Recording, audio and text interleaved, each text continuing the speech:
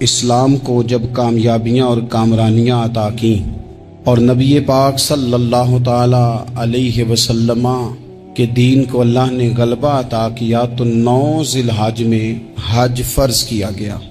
حج اس سے پہلے بھی کیا جاتا تھا، قرآنی شریعتوں میں بھی حضرت ابراہیم علیہ السلام کے طریقے پر حج ہوتا تھا، پھر کفار مکہ نے، قریش مکہ نے اس میں کچھ غلط رسومات شامل کر دیں، کپڑے اتار کر معاذ اللہ کعبے کا طواف کرنا، قربانیوں کا گوشت خانہ کعبہ کی دیواروں سے ملنا اور بھی کئی بیہودہ رسومات اس پاکیزہ اور خوبصورت عمل کا حصہ بنا دی گئیں۔ پھر 9 ذی الحج کو حج فرض ہوا۔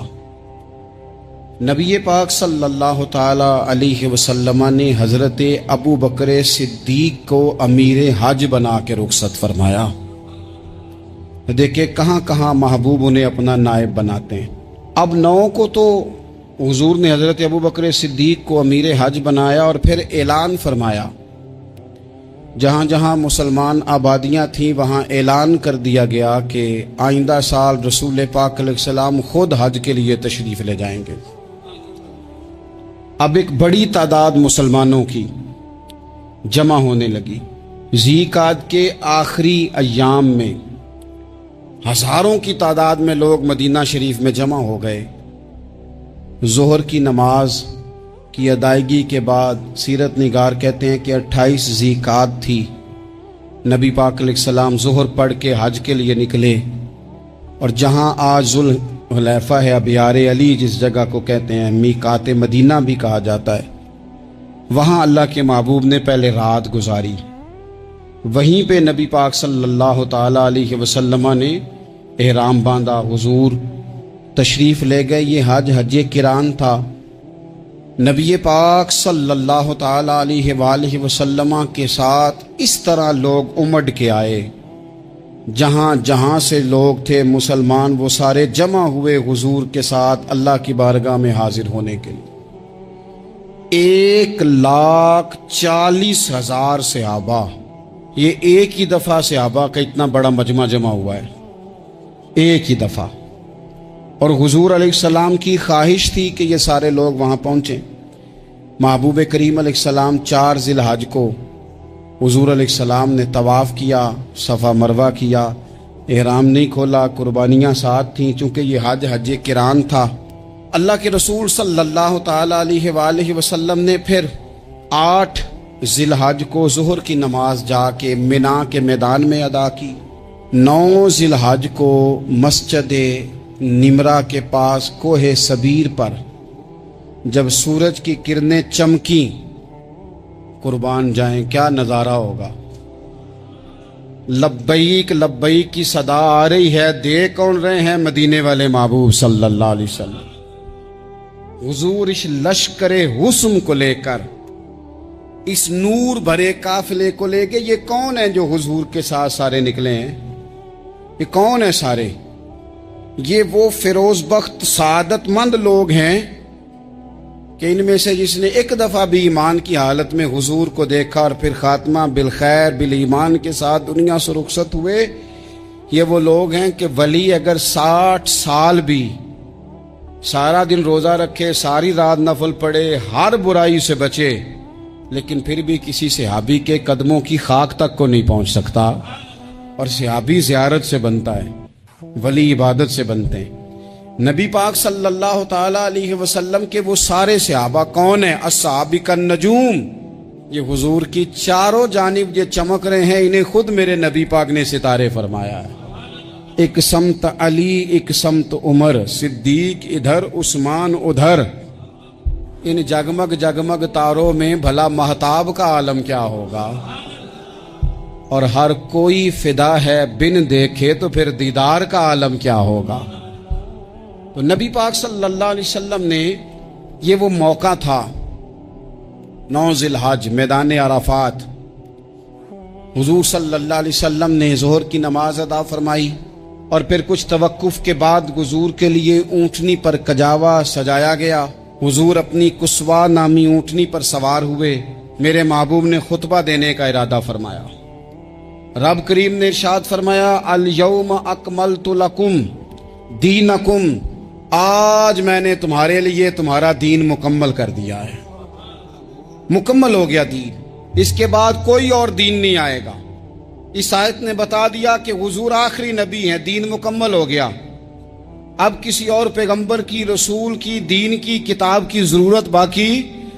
आज मैंने तुम्हारे लिए तुम्हारा दीन मुकम्मल कर दिया। और क्या खूबसूरत लफ्ज हैं कुरान पाक में, फरमाया व अतममतु अलैकुम नेमती, और आज मैंने तुम पर अपनी नेमतें तमाम कर दी हैं, नेमतें मुकम्मल कर दी। व रदीतु लकुमुल इस्लाम दीना, और अल्लाह फरमाते मैंने तुम्हारे लिए दीन इस्लाम को पसंद किया है, ये मेरी रिजा है, ये दीन इस्लाम तुम्हारे लिए पसंद किया है। कोई बंदा सारी जिंदगी मखलूक की खिदमत करे, सारी जिंदगी रस्तों से कांटे उठाए, सारी जिंदगी खैर का काम करे, किसी को तकलीफ ना दे, लेकिन अगर मुसलमान नहीं ना, अगर कलमा नहीं ना पढ़ता, तो उसकी सारी उम्र की खैर भी किसी काम की नहीं। इसलिए कि रब फरमाता है जड़ दीन इस्लाम है, जड़ होगी तो फिर शाखें कबूल की जाएंगी ना। तो अगर जड़ ही सिरे से नहीं है तो खैर करने का माना। कुछ लोग कुफार की, मुशरिकीन की तारीफ करते हैं कि जनाब बल्ले बल्ले इतने वेलफेयर काम हो रहे हैं, तो याद रखो सबसे जरूरी जड़ है। कुरान पाक में रब ताला ने मुनाफिकीन, मुशरिकीन और कुफार के आमाल की बुनियाद इस तरह की बताई है कि जिस तरह पत्थर पर थोड़ी गर्द पड़ जाए, जरा हवा का झोंका है या बारिश आए तो पत्थर साफ का साफ हो जाता है। इनके अमाल इस तरह के हैं। उस खैर का क्या मतलब कि जिस खैर में ईमान ही शामिल नहीं। जब तक बंदा मोमिन ना हो उसका कोई अमल भी अल्लाह की बारगाह में काबिल कबूल नहीं होता। ये आयत नाजिल हो गई, फरमाया दीन मुकम्मल हो गया। ओ मेरे भाइयों, खुदारा सोचो, कोई शय मुकम्मल नहीं दुनिया में, कोई शय भी। करोड़ों का मकान बना लो फिर भी कोई ना कोई नुक्स निकल ही आता है। कोई दुनिया में शय मुकम्मल है ही नहीं। अगर कुछ शय मुकम्मल है तो वो मदीने वाले रसूल का दीन मुकम्मल है। मुकम्मल, जब हम कहते हैं ना मुकम्मल दीन, तो लोग समझते हैं तो शायद सादी सी बात है। ये वो वाली बात है जो दुनिया में कहीं नहीं पाई जाती।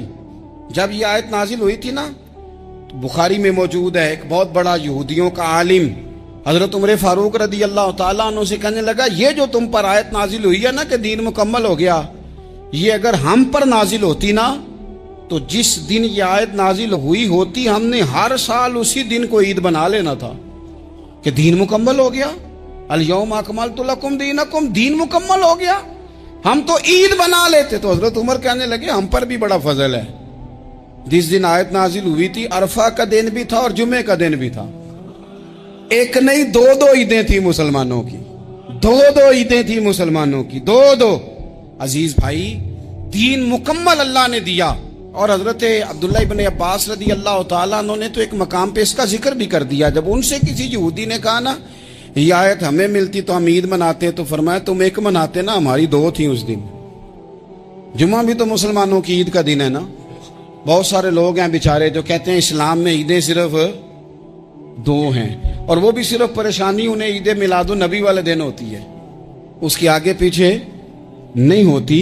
हालांकि नबी पाक अलैहिस्सलाम ने कहा हर जुमा भी ईद है, खुद हुजूर ने फरमाया, लेकिन वो अड़ जाते हैं कि नहीं ईदें सिर्फ दो ही हैं। भाई आप ये कह सकते हैं कि इस्लाम की मारूफ ईदें दो हैं, अपने माना और मफहूम के लिहाज से जिसको यौम ईद कहा जाए वो ईदें दो हैं। तो नबी पाक सल्लल्लाहु ताला अलैहि वसल्लम ने मैदान अराफात में खुतबा दिया। ये जो वाज़ व नसीहत है ना, खुतबा तकरीर, ये दुनिया कर रही है, करती रहेगी, करती चली आएगी, और इसको मेरे नबी पाक अलैहिस्सलाम ने पसंद फरमाया।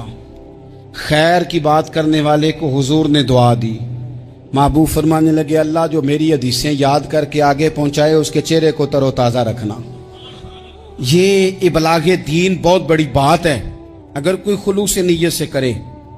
लेकिन कायनात अर्जी में वो जो हुजूर का खुतबा हज्जतुल विदा है, वो दस्तूर है, वो मंशूर है। इंसानी हुकूक पर उससे बड़ा चार्टर न पहले कभी था न कयामत तक दोबारा बन सकता है। इसको खुतबा हज्जतुल विदा क्यों कहते हैं? ایک تو مطلب یہ کہ حضور نے یہی آخری آج کیا، اور دوسری بات یہ تھی کہ اس خطبے کے تھوڑے ہی عرصے بعد میرے نبی پاک نے وصال ظاہری فرمایا، اور اس خطبے کو رسول پاک صلی اللہ تعالی علیہ وسلم نے شروع کہاں سے فرمایا؟ یہ خطبہ دیکھیں شروع کہاں سے ہو رہا ہے۔ انسان دنیا میں ملتا بھی ہے، جدا بھی ہوتا ہے، یہ جو جدائی کا وقت ہوتا ہے نا، جدائی کا، شاید بڑی سوچ سمجھ کے کہا تھا حضرت میاں صاحب نے، بڑی غور کر کے انہوں نے کہا تھا کہ دریا کنڈے روخ نہ لائیے، جو آوے روڑ جاوے۔ آپ میدان میں درخت لگاتے ہیں تو کبھی پھل گرتا ہے تو زمین پہ گرتا ہے، اٹھا لیتے ہیں۔ اگر دریا کے کنارے ہو تو وہ تو دریا میں گرے گا اور رڑ جائے گا، چلا گیا، بہہ گیا۔ فرمانے لگے دریا کنڈے روخ نہ لائیے، جو آوے رڑ جاوے، تے پردیسی نال نہ یاری لائیے، او دا جدوں دل کرے ٹر جاوے، وہ تو چلا جاتا ہے۔ یہ خطبہ شروع کہاں سے ہو رہا ہے؟ یعنی ابھی آغاز کلام ہے، بات آگے آئے گی، آغاز کلام ہے۔ میں کہہ چکا ہوں ولی شاید عبادت کر کے بنے، تقوی اختیار کر کے بنے، ولی اللہ کی حرام کردہ ہر شے سے اجتناب کر کے بنے، وہ جس میں شبہ ہے اس سے بھی بچے تو پھر ولی بنے۔ لیکن صحابی تو حضور کی زیارت سے بنتا ہے نا، نبی پاک کی زیارت سے بنتا ہے، اور صحابہ تو وہ صحابہ تھے جن کی ہر صبح عید ہوتی تھی، خدا کا قرب حاصل تھا، نبی کی دید ہوتی تھی۔ وہ تو اس طرح کا ماحول تھا کہ نبی پاک نے فرمایا حضرت ابو ہریرہ سے یہیں بیٹھے رہتے ہو، تھوڑا ذرا کبھی کوئی کام بھی کر لیا کرو، وقفے سے ملنے سے محبت بھی بڑھتی ہے۔ تو حضرت ابو ہریرہ اٹھے اور ستون کے پیچھے سے ہو کے واپس آ گئے۔ فرمایا آ گئے ہو؟ عرض کی حضور دل ہی نہیں لگتا تو جائیں کہاں۔ وہ جو حضور سے آ کے کہتے تھے نا یا رسول اللہ صلی اللہ علیہ وسلم، حضرت ثوبان بن مالک، حضور نے فرمایا پریشان دکھائی دیتے ہو؟ کہا یا رسول اللہ ایک بات پریشان کرتی ہے۔ کہا وہ کیا؟ عرض کی حضور دل بے چین ہوتا ہے تو زیارت کو آ جاتا ہوں، آج ایک عجیب خیال آیا ہے، عجیب خیال آیا ہے، اور اس نے عجیب رنگ طبیعت میں بھر دیا ہے۔ فرمایا تمہیں کیا خیال آیا؟ عرض کی یا رسول اللہ صلی اللہ علیہ وسلم آج خیال آیا ہے کہ ثوبان ہے، تو حضور کا غلام ہے، جنت تو حضور کے صدقے ملے گی، لیکن یہ ہے کہ حضور تو ہوں گے نا نبیوں کے ساتھ، تجھے ملے گی پر ملے گی تو غلاموں کے محلے میں نا۔ دل میں خیال آیا کہ وہاں زیارت بھی ہوگی کہ نہیں؟ او جنت میرے کس کاری جتھے یار نظر نہ آوے، زیارت بھی ہوگی کہ نہیں؟ حضور کی بارگاہ میں جب حضرت ثوبان نے عرض کی تو رب کریم نے فرمایا محبوب جو تیری اور تیرے رب کی اطاعت کرے نا، اولئک انعم اللہ علیہم من النبیین والصدیقین والشہداء والصالحین، فرمایا ان کو اللہ نبیوں کے، صدیقین کے، شہداء اور صالحین کے ساتھ ہی جنت میں اکٹھا فرمائے گا، وہ اکٹھے رہے۔ تو جن کو تو جنت میں بھی حضور کی زیارت کے بغیر چین نہیں تھا، ان کو حضور نے خطبہ حجۃ الوداع شروع کرتے وقت پہلا جملہ پتہ کیا کہا؟ حضور اونٹنی پہ ہے، احرام باندھا ہوا ہے، 1,40,000 کم و بیش غلام سامنے کھڑے، عرفات کا میدان۔ محبوب فرمانے لگے پہلا جملہ، جو درد والے تھے وہ تڑپ گئے، یہ سارے درد والے تھے لیکن کچھ زیادہ مزاج شناس تھے۔ محبوب نے پہلا جملہ کہا، حضور فرمانے لگے لوگوں جس طرح آج اکٹھے ہوئے ہیں شاید اس کے بعد دوبارہ ہم اکٹھے نہ ہوں۔ پہلا اعلان ہی کر دیا کہ یہ تمہارے ساتھ جو آج خطبہ ہے نا، اس میں اشارہ دے دیا کہ دوبارہ نہیں جمع ہوگے، اگلا حج نہیں کرنا، بس ختم ہوئی بات۔ یہ آخری پہلی بات ہی حضور نے یہ بیان کی۔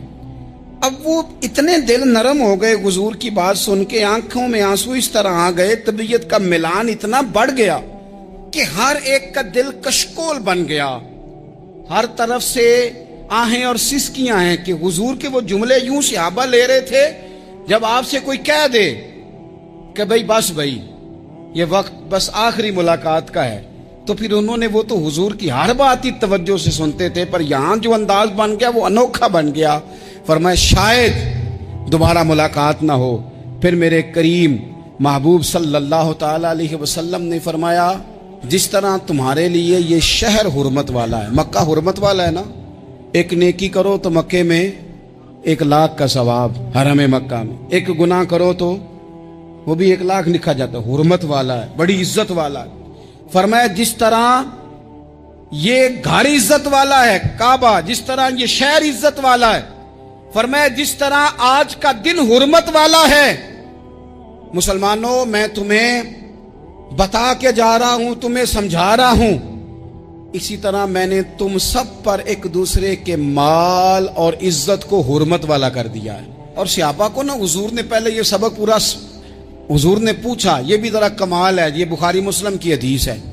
हुजूर ने सहाबा से पूछा, 9 ज़िलहज है, जुमे का दिन है, ज़िलहज का महीना है, सबको पता है, लेकिन ना आप जुमा पढ़ने हैं तो मैं आपसे कहूं कि आज आप कौन सा दिन है, तो आप कहेंगे जनाब जुमा है, अजीब आदमी है, जुमा पढ़ा रहे हो। लेकिन जो सहाबा का अंदाज है वो और है। हुजूर ने पूछा, आज ये कौन सा महीना है? ये अदब है, ये मकाम है, ये वो मकाम है जहां बहुत सारे सिर्फ अकल वाले बंदे जो होते हैं ना, वो बेचारे गिरते पड़ते हैं, कहते हैं जी बात आती हो तो बतानी चाहिए, ये क्या बात हुई जी, बंदा बोले ही ना, ये क्या लेकिन कुछ लोग ऐसे हैं जिनका धारा अदब कुछ और होता है, उन्हें ढेरों बातें भी आती हों तो हर जगह बात करने की नहीं होती, सब जगह कहानियां सुनाने की नहीं होती।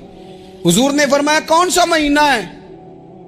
कुर्बान जाए भैया को जुबान होके कहने लगे वल्लाहु व रसूलहु आलम, अल्लाह जाने, अल्लाह का रसूल जाने। सानू ते कैद सज्जन दा गहना है, ओ जिंज रखे असां उंज रहना है, हमें क्या पता।